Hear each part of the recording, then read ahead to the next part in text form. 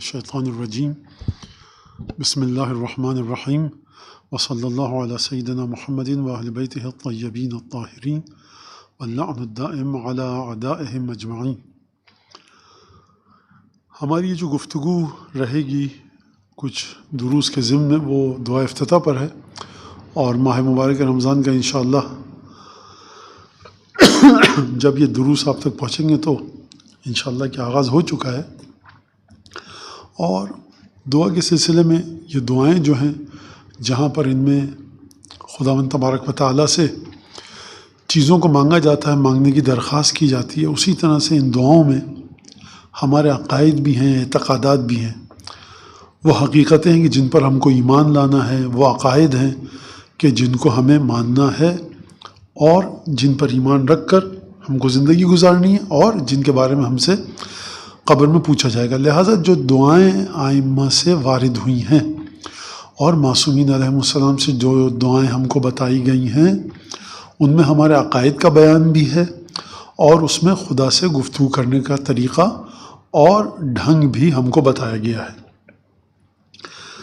اور دعا کے سلسلے میں اگر دیکھا جائے تو اتنی زیادہ احادیث ہیں کہ جس میں دعا کی اہمیت، دعا کی فضیلت، دعا کے اثرات، قیامت میں دعا کا کیا نتیجہ نکلے گا، دنیا میں کیا نکلے گا، مادی نتیجہ کیا ہے، معنوی اور روحانی نتیجہ کیا ہے، ان سب چیزوں پر احادیث میں اشارہ کیا گیا ہے، اور واضح انداز میں بلکہ میں کہوں کہ بیان کیا گیا ہے۔ اب دعا کے سلسلے میں وہ یہ بات کہ جو ہم دعا افتتاح ہے، جیسا کہ اس دعا کے نام سے ظاہر ہے، افتتاح کا مطلب ہے، ہم اردو میں بھی کہتے ہیں یہ افتتاح، فلاں مسجد کا افتتاح ہوا، فلاں امام باڑے کا افتتاح ہوا، فلاں دکان کا افتتاح ہو گیا، فلاں شاپنگ مال کا افتتاح ہو گیا۔ یہ سب ہم باتیں اپنے روزمرہ کی گفتگو میں کرتے ہیں۔ فلاں سڑک، فلاں پل، فلاں ہائی وے، اس کا افتتاح ہوا، فلاں اسکول، فلاں ہاسپٹل۔ کیا مطلب ہے کہ باضابطہ طور پر، اب رسمی طور پر، باقاعدہ آفیشل یہ اس جگہ نے اپنے کام کا آغاز کر دیا ہے۔ یہ تو ہم اپنی زندگی میں جو افتتاح کے معنی کو لے کے چلتے ہیں، اور اگر افتتاح کے معنی کو لغت میں ڈکشنری میں دیکھا جائے تو افتتاح کا مطلب ہے کسی چیز کا آغاز کرنا، فتح کا مطلب ہے کھولنا کسی چیز کو، افتتاح یعنی کھولنا کسی چیز کا اور کھولنا کسی چیز کو۔ تو اب یہ دعا افتتاح کس چیز کو کھول رہی ہے، کس چیز کا آغاز کر رہی ہے، شروعات کس چیز کی ہو رہی ہے، تو یہ اس دعا کے پہلے لفظ کو لے کر اس دعا کا نام رکھا گیا ہے، جو کہ وارد ہوا ہے روایات میں کہ ماہ مبارک رمضان میں ہر رات کو ہم کو پڑھنی ہے۔ اب اگر کوئی اس دعا کو پڑھ نہ سکے اور اس میں طاقت نہ ہو اس کو پڑھنے کی معذرت، تو اس کو چاہیے کہ وہ کم از کم اس کا ترجمہ پڑھے۔ آدھی دعا پڑھ سکتا ہے روزانہ، آدھی دعا پڑھے، قسطوں میں کر کے، ٹکڑوں میں تقسیم کر کے پڑھ سکتا ہے۔ 5 منٹ آج کی رات پڑھی، 5 منٹ کل، 5 منٹ پرسوں، 5 منٹ ترسوں، تو پھر یہ 4 دن میں دعا افتتاح اس کی مکمل ہو جائے گی۔ کوئی حرج نہیں ہے اس میں بھی، ایسا بھی کر سکتا ہے۔ اچھا، آدھی دعا سے ہم کو لے کے چلنا ہے آخر تک، یہ کر سکتے ہیں آپ، شروع سے لے کے چلنا ہے آخر تک، آدھی دعا تک، نصف دعا تک، یہ بھی آپ کر سکتے ہیں، کوئی اس میں مسئلہ نہیں ہے۔ اب یہاں پر جو دعا کی فضیلت ہے، ظاہر سی بات اس پر میں گفتگو نہیں کروں گا کیونکہ پھر وہ ہمارا وقت لگ جائے گا، اور آپ سب کو پتہ ہے دعا کی فضیلت کیا ہے۔ لہٰذا یہاں پر سب سے پہلے جو جملہ بیان کیا جا رہا ہے، اللہم انی افتتح الثناء بحمدک، پروردگار میں تیری تعریف، ثنا یعنی تعریف، تیری خوبیوں کا بیان۔ جب ہم کہتے ہیں کہ ثنا کرنا یعنی اچھائیوں کا بیان، اس کا میں آغاز کر رہا ہوں تیری اچھائیوں کے بیان کا، کیسے؟ بحمدک، تیری حمد کے ذریعے، تیری حمد کے وسیلے سے۔ تو یہ بات یہاں پر آئی۔ اب ہم حمد کا جو ترجمہ کرتے ہیں اور ثنا کا، اس کو ایک ساتھ لے کر آتے ہیں۔ جب ہم کہتے ہیں اردو میں الحمدللہ، تمام تعریف اور ثنا، حمد و ثنا اللہ کے لیے، تو اب یہاں پر ہمیں حمد اور ثنا کے فرق کو تھوڑا سا دیکھنا پڑے گا۔ وہ یہ ہے کہ حمد کہتے ہیں کسی بھی ذات سے جو اس کا اختیاری فعل سرزد ہو رہا ہو اس اختیاری فعل کی تعریف کرنا. یعنی خدا کے بارے میں اگر ہم گفتگو کریں، خدا نے اپنے اختیار سے زمین اور آسمان کو بنایا، خدا نے اپنے اختیار سے سمندروں، دریاؤں، نہروں کو بنایا، درختوں کو، چرندوں کو، درندوں کو بنایا، انسان کو خدا نے بنایا اپنے اختیار سے. ایک ایک چیز جو اس عالم میں خلق ہوئی ہے وہ خداوند تبارک و تعالیٰ کے اختیار سے خلق ہوئی ہے. لہٰذا خدا کے اختیار سے اگر خلق ہوئی ہے تو یہ خدا کا اختیاری کام ہے. جب یہ خدا کا اختیاری کام ہے تو یہ اچھے کام ہیں سارے کہ برے کام ہیں؟ اس میں کوئی نقص ہے؟ مکمل اچھے ہیں، مکمل خوبصورت ہیں، یا تھوڑی سی خوبصورتی ہے، تھوڑی سی بدصورتی بھی شامل ہے؟ نہیں. حمد یعنی خدا، تمام تعریفیں جو جا رہی ہیں وہ خدا کے لیے ہیں، اور اس طرح سے کہ خدا کے جو افعال ہیں وہ اچھے ہیں سب کے سب. لہٰذا ان افعال کے اوپر ہم اس کی حمد کر رہے ہیں، تعریف کر رہے ہیں. یعنی خدا کے اختیاری افعال اور اعمال جو تمام کے تمام اس نے اپنے اختیار سے، اپنے ارادے سے انجام دیے ہیں، ان کی خوبصورتیاں تمام کی تمام چیزیں اس کی طرف جاتی ہیں. حتیٰ جو بندے بھی خود کا اچھا کام کرتے ہیں اس کی خوبی بھی خدا کی طرف جاتی ہے، کیونکہ خدا نے اپنے اختیار سے ہم کو ہاتھ اور پیروں میں طاقت دی، آنکھوں میں طاقت دی، دیکھنے کی، کانوں میں سننے کی طاقت دی. یہ تمام کی تمام طاقتیں جو خدا نے دی ہیں اپنے اختیار سے دی ہیں. ان سے جو بھی اچھا کام سرزد ہوتا ہے، لہٰذا آپ سے یہی کہا جاتا ہے کہ جب بھی آپ نماز پڑھیں سجدہ شکر، جب بھی آپ کوئی اچھا کام کریں الحمدللہ، کھانا ختم کریں الحمدللہ. کھانا آپ خرید کے لائے، کسان نے گیہوں کو اگایا، وہ تمام کی تمام چیزیں انسانوں نے کی ہیں، لیکن اس کی جو خوبی ہے کہ آپ کے معدے کو، شکم کو سیر کر رہا ہے یہ کھانا، یا پانی آپ کو سیراب کر رہا ہے، یہ خوبصورتی اس چیز کی اور خوبی یہ بھی خدا کی طرف جا رہی ہے. لہٰذا خدا کی جانب تمام اچھائیوں کا سفر ہے. ہر اچھی چیز خدا کی جانب جا رہی ہے. اس کا مطلب یہ نہیں ہے کہ بری چیز کہیں اور سے آ رہی ہے، نہیں. برائی کے سلسلے میں ہم بعد میں بات کریں گے، وہ اس کا کیا فلسفہ ہے اسلام کے مطابق. لہٰذا یہاں تک یہ بات ہو گئی کہ پروردگار میں تیری حمد و ثنا کا آغاز کر رہا ہوں، تیری ثنا، تیری تعریف کر رہا ہوں، تیری اچھائیوں کا بیان کر رہا ہوں. کس کے ذریعے؟ تیری حمد کے ذریعے. یعنی سب سے پہلے یہ عقیدہ رکھنا کہ جو کام بھی خدا نے کیا ہے وہ اچھا ہے اور اپنے اختیار سے کیا ہے. اگلا جملہ وَأَنْتَ مُسَدِّدٌ لِلصَّوَابِ بِمَنِّكَ. مسدد کہتے ہیں کسی بھی چیز کو بند کرنے کو مضبوطی کے ساتھ. تسدید، سدید، صد، جیسا کہ آپ کے علم ہے کہ ڈیم جب پانی پر بنتا ہے تو اس کو کہا جاتا ہے صد. رسول خدا نے جناب سیدہ کے گھر کے دروازے کو کھلا رکھا جو مسجد کے صحن میں کھلتا تھا. تمام لوگوں کے دروازوں کو بند کر دیا جو مسجد کے صحن میں کھلتے تھے. وہاں پر آپ دعائے ندبہ میں کیا پڑھتے ہیں؟ وہ سد الابواب الا بابہ. رسالت میں آپ نے تمام دروازوں کو جو مسجد کے صحن میں کھلتے تھے بند کر دیا، مگر یہ کہ ایک دروازے کو کھلا رکھا، وہ تھا جناب سیدہ کے گھر کا دروازہ. تو مسدد کا مطلب بند کرنا، مضبوطی کے ساتھ کسی چیز کے سامنے مضبوطی کے ساتھ اس کو لے آنا. ان تمام مقامات پر مسدد استعمال ہوتا ہے. مسدد للصواب، یہ ثواب سواد والا ہے، سے والا نہیں ہے. وہ گناہ اور ثواب والا جو ثواب ہے وہ سے ہے، یعنی 3 نقطے والی سے، جس کو عام ہمارے یہاں بچے کہتے ہیں. اور یہ جو ثواب ہے یہ صاد سے ہے. اب ثواب کا مطلب کیا ہے؟ ثواب کا مطلب یہ ہے کہ صحیح چیز. آپ صحیح چیز تک کیسے پہنچتے ہیں؟ کبھی آپ کا علم تقاضا کرتا ہے تو آپ اپنے علم کی روشنی میں دیکھتے ہیں، صحیح چیز تک پہنچ جاتے ہیں.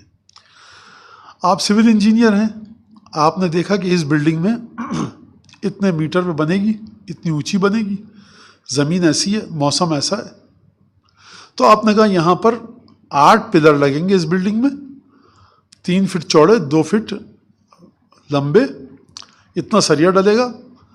تو یہ ہے ثواب، سواد والا، کیونکہ اس کے ذریعے بلڈنگ رکی رہے گی.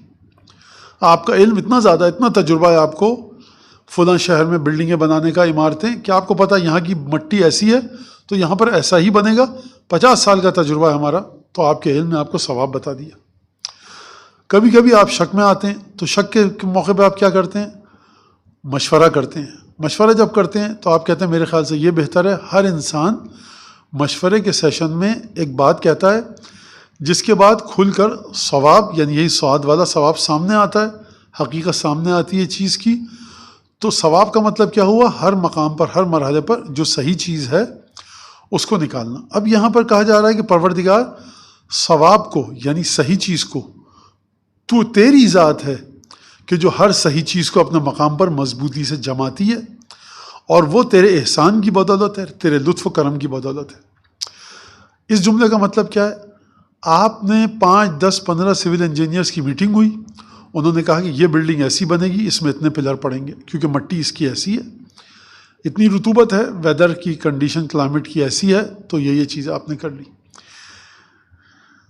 ایک فیکٹر آپ بھول گئے، آپ کے ذہن میں ہی نہیں رہا، آپ اس کو کنسیڈر کرنا بھول گئے، آپ لینا بھول گئے کہ یہاں پر یہ بھی مسئلہ ہوتا ہے، اور آپ نے اس مسئلے کو جانے بغیر وہ بلڈنگ کھڑی کر دی اور اس بلڈنگ کا نقصان پہنچا کیونکہ وہ ایک چیز آپ کے ذہن سے نکل گئی تھی۔ تو اس سے نتیجہ کیا نکلا کہ انسان جتنا بھی عقل مند ہو جائے، کبھی کبھی وہ کچھ چیزوں کو چھوڑ دیتا ہے اور صحیح راستے تک نہیں پہنچ پاتا۔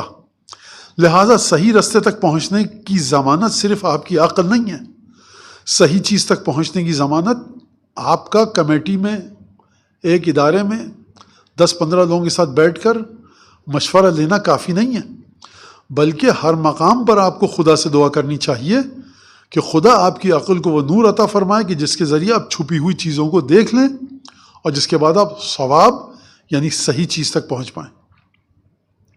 یہ ایک بہت اہم چیز ہے۔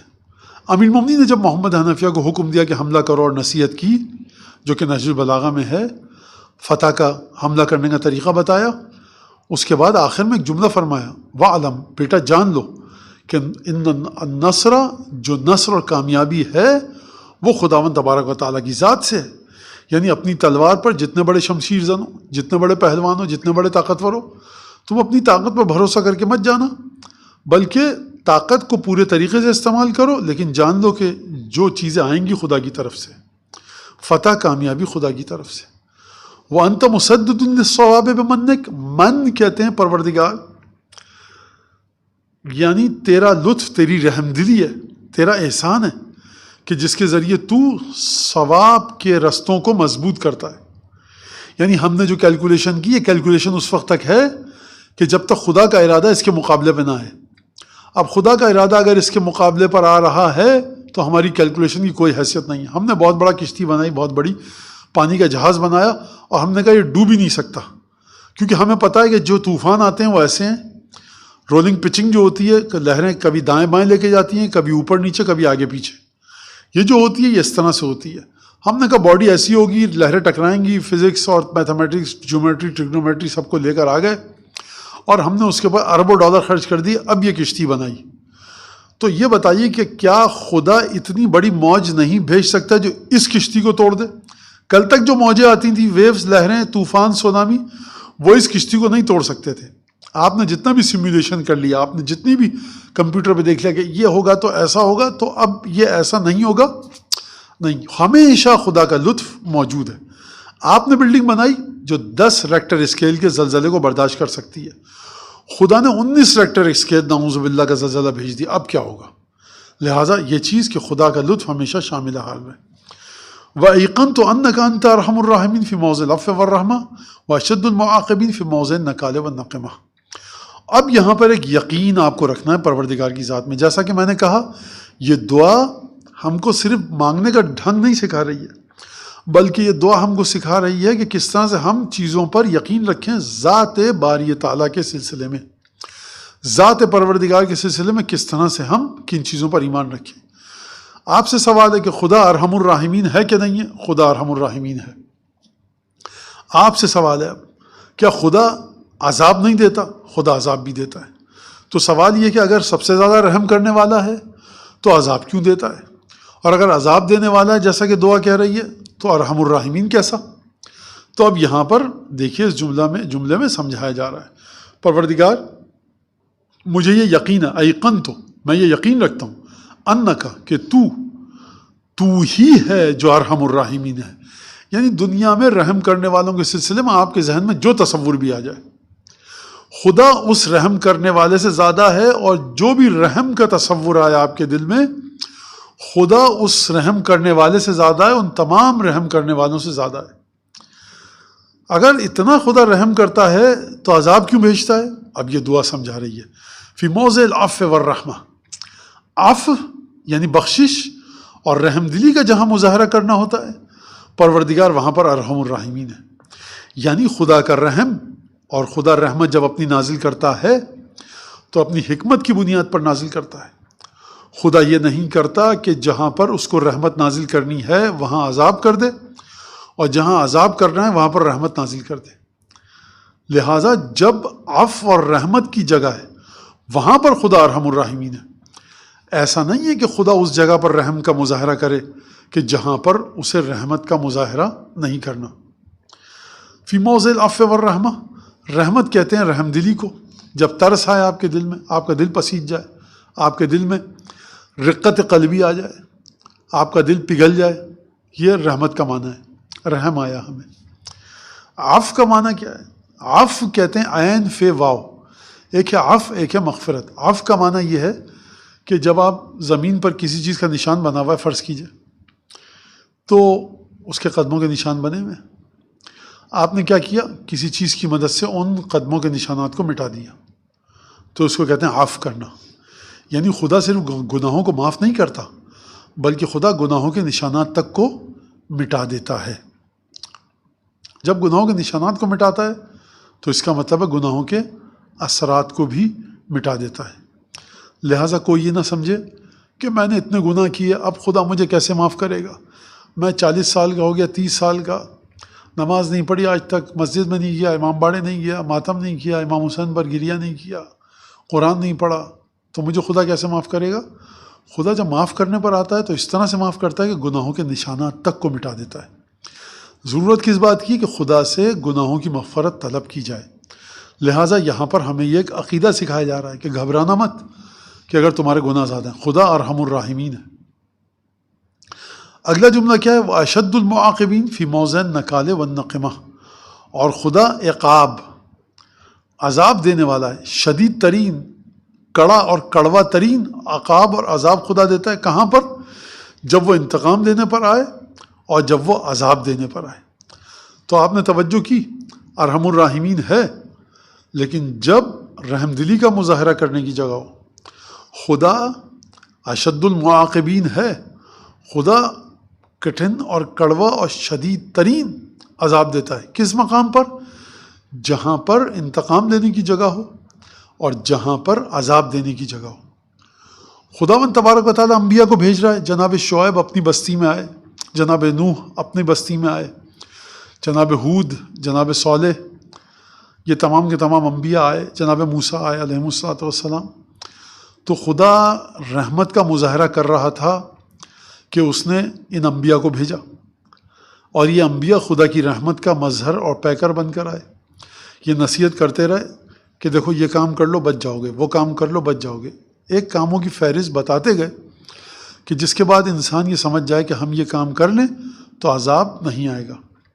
لیکن جب ڈٹے رہے اپنی ضد پر تو پھر کیا آیا؟ جناب شعیب کی قوم پر بھی عذاب آیا، جناب ہود، جناب صالح، جناب موسیٰ کی قوم پر عذاب آیا، اور دیگر جو اور بھی انبیاء ہیں جن کے بارے میں ملتے ہیں واقعات، ہم کو نہیں ملتے قرآن مجید میں، ان کی قوموں پر عذاب آیا۔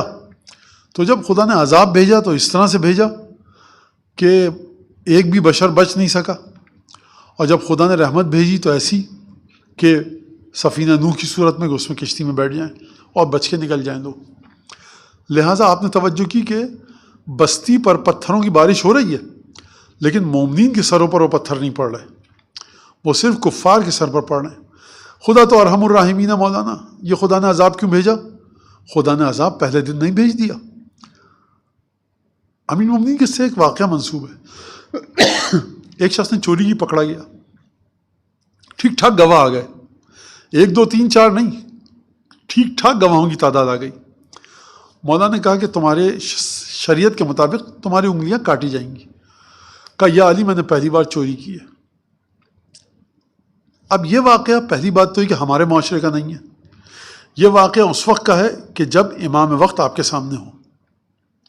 لہٰذا ہماری زندگی کے واقعات کو اس واقعے کے ذریعے مت سمجھیے گا، لیکن عبرت کی جگہ ہے، اور یہ واقعہ ہم کو نصیحتیں اس طرح کی روایتیں ملتی ہیں، کیونکہ جب امام وقت موجود ہے سامنے تو اس وقت معاشرے کی کچھ اور حالت ہوتی ہے، جب امام وقت نظروں سے اوجھل ہے تو خدا کے قوانین کچھ اور طرح سے چلتے ہیں. کہا یا علی میں نے پہلی دفعہ چوری کی، خدا کی قسم کھا رہا ہوں میں، اور میں نے پہلی دفعہ چوری کی ہے. امام نے سر جھکا لیا اور کہا تو نے پہلی دفعہ چوری نہیں کی ہے. امام نے قسم کھائی، مولا نے کہا کہ یا علی آپ یہ کیوں کہہ رہے ہیں؟ کہا کہ نہیں، کہا یقین کیجئے میں قسم کھاتا ہوں خدا کی معذرت، میں نے پہلی دفعہ چوری کی ہے. اس کا اصرار کہ پہلی دفعہ چوری کی ہے، اور مولا فرما رہے ہیں، اب مولا اس سے بحث نہیں کر رہے تھے، یہ شان امامت نہیں ہے.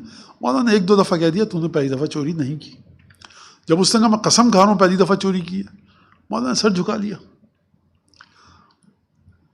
پھر اس نے جملہ دہرایا. مولا نے فرمایا کہ جناب امیر نے اس واقعے میں جو درج ہے کہ خدا پہلے گناہ پر کسی کو اس طرح سے رسوا نہیں کرتا جس طرح تو رسوا ہوا ہے. ایک گواہ نہیں ہے، دو گواہ، یہ ایک جم غفیر اچھا خاصا. تو مولا نے بھی قسم کھا کر کہا میں قسم کھاتا ہوں خدا کی کہ تو نے پہلی دفعہ چوری نہیں کی ہے. تو پھر اس نے تھوڑی دیر بعد قبول کیا کہ مولا میں نے اس سے پہلے 10 دفعہ چوری کی تھی، اور یہ شاید 80 90 100ویں دفعہ کون سا تھا. تو آپ نے دیکھا کہ اشد المعاقبین اور ارحم الراحمین. لہٰذا اور اسی طرح سے کسی کو نصیحت کی رسول خدا نے جنگ پہ بھیجتے وقت، کہا یا رسول اللہ نصیحت کیجئے، اس کو نصیحت فرمائی. کہا ایک اور نصیحت کیجئے، کہا کہ ایک اور نصیحت لو.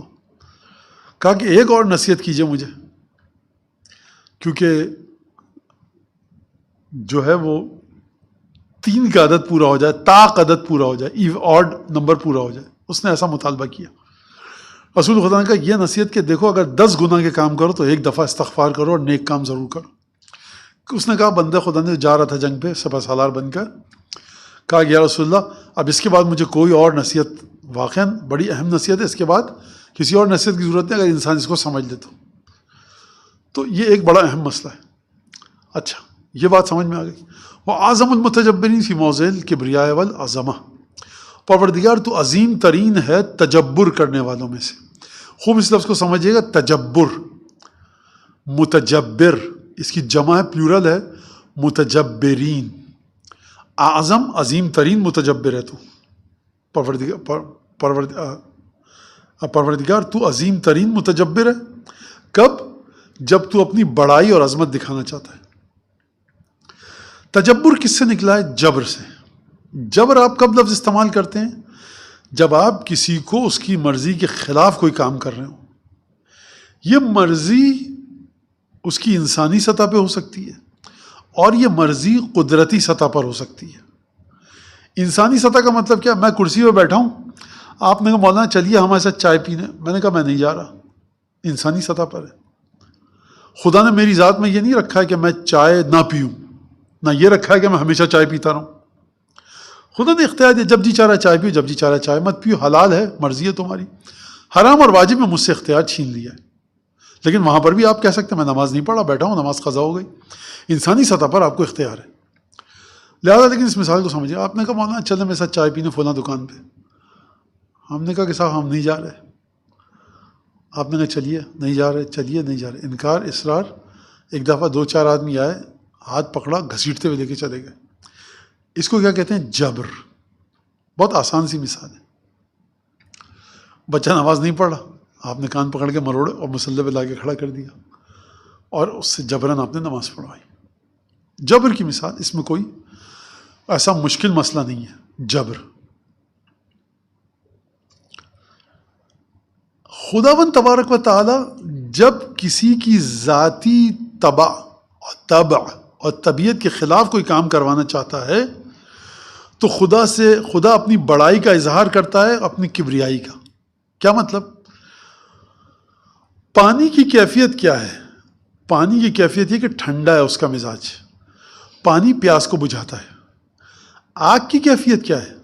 آگ ہر چیز کو جلاتی ہے.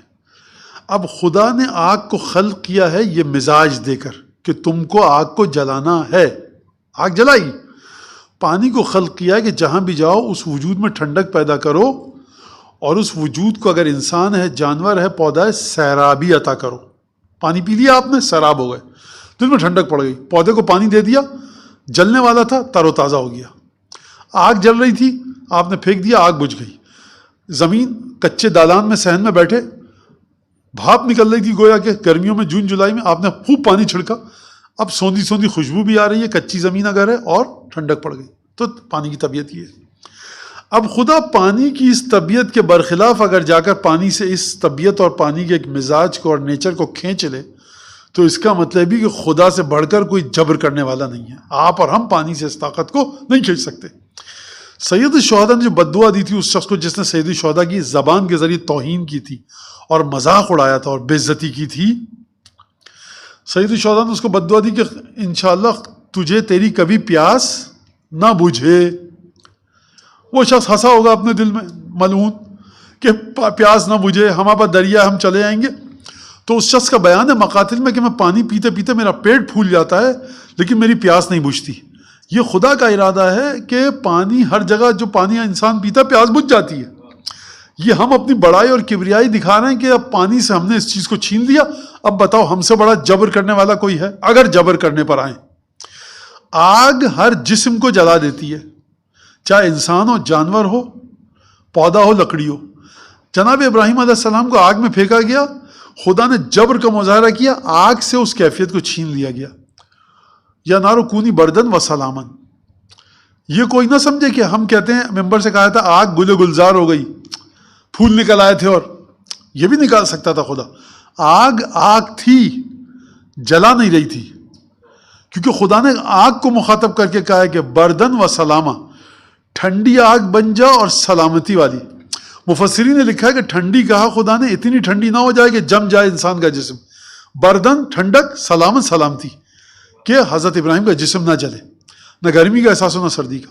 لہٰذا خدا نے جبر کیا. کیا مطلب جبر کیا؟ آگ کی طبیعت اور مزاج کے خلاف جا کر خدا نے یہ کام کیا. جب آپ پتھر کو پھینکتے ہیں، جب آپ پتھر کو یوں پکڑیے اور چھوڑ دیجئے، وہ کہاں آئے گا؟ زمین پہ آئے گا. وہ جب زمین پہ آئے گا تو وہ آپ نے کوئی طاقت نہیں لگائی ہے. پتھر کا مزاج یہ ہے کہ زمین کی کشش ثقل، گریوٹی اس کو کھینچے اپنی طرف. یہاں پر آپ کوئی جبر نہیں کر رہے. جبر آپ کب کرتے ہیں؟ جب آپ پتھر کو لیتے ہیں اور طاقت سے آسمان کی طرف اچھالتے ہیں. ایک 5 سال کا بچہ 10 فٹ اوپر اچھالے گا، آپ جو ایک نوجوان ہیں 100 فٹ اوپر اچھالیں گے. تو جتنی آپ میں طاقت ہے اتنی اوپر پتھر جائے گا.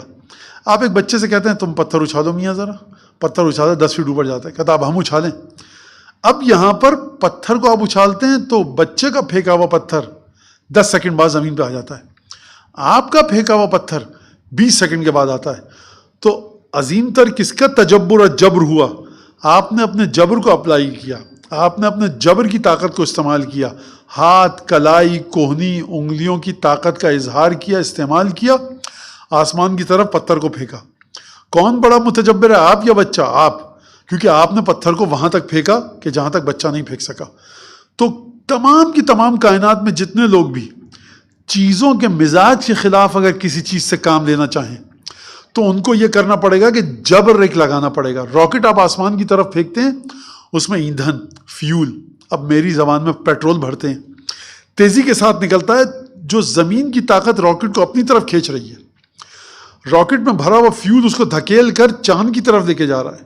تو کتنی طاقت ہے راکٹ کے اندر فیول کی کہ جو زمین کی کشش سے نکل کے اوپر جا رہا ہے. ہوائی جہاز کی مثال ایسا ہی، گریویٹیشن فورس ہوائی جہاز کو کھینچ رہی ہوتی ہے. کتنی پاور کے ساتھ آپ اس میں ٹربائن انجن لگاتے ہیں، جیٹ انجن کے جو جھٹکے سے اس کو سامان، انسان، خود جہاز کی باڈی لے کر مزے سے جاتا ہے اوپر، کسی کو پتہ بھی نہیں چلتا. تو یہ تجبر کی مثال ہے. جہاز کی طبیعت کیا ہے؟ زمین کی طرف کھینچ کر آئے. راکٹ کی طبیعت اور مزاج کیا ہے؟ زمین کی طرف کھینچ کر آئے. پتھر کا مزاج کیا ہے؟ کہ وہ آسمان کی طرف نہ جائے، زمین کی طرف کھینچ کر آئے. آپ اس پر جبر کے ذریعے پھینکتے ہیں، آپ ایک جبر کرتے ہیں جہاز کے ساتھ کہ وہ اوپر کی طرف اڑے.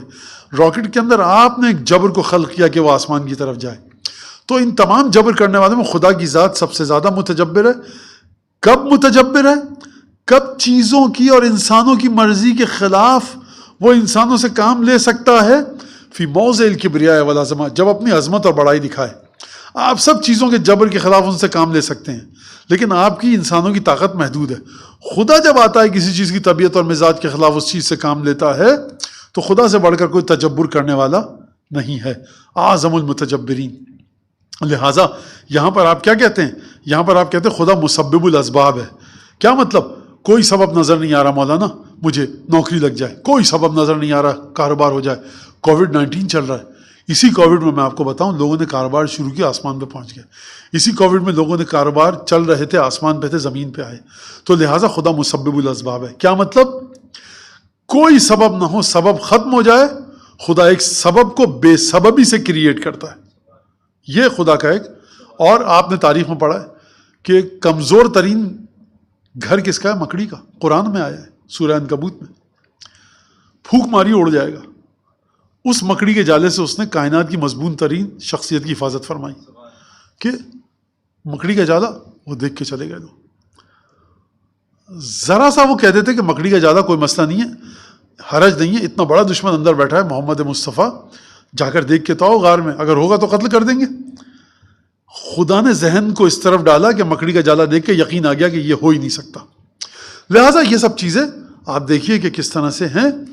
اور بہرحال اس کے واقعات بہت سارے ہیں، یہیں تک اس بات کو رکھیں انشاءاللہ. والحمد للہ رب العالمین وآخر دعوانا ان الحمد للہ رب العالمین وصلی اللہ علی سیدنا محمد واہل بیتہ الطیبین الطاہرین. اللہم صل علی محمد وآل محمد وعجل فرجہم واہلک اعداءہم واکفنا ما اہمنا بحقہم. اللہم صل علی محمد وآل محمد.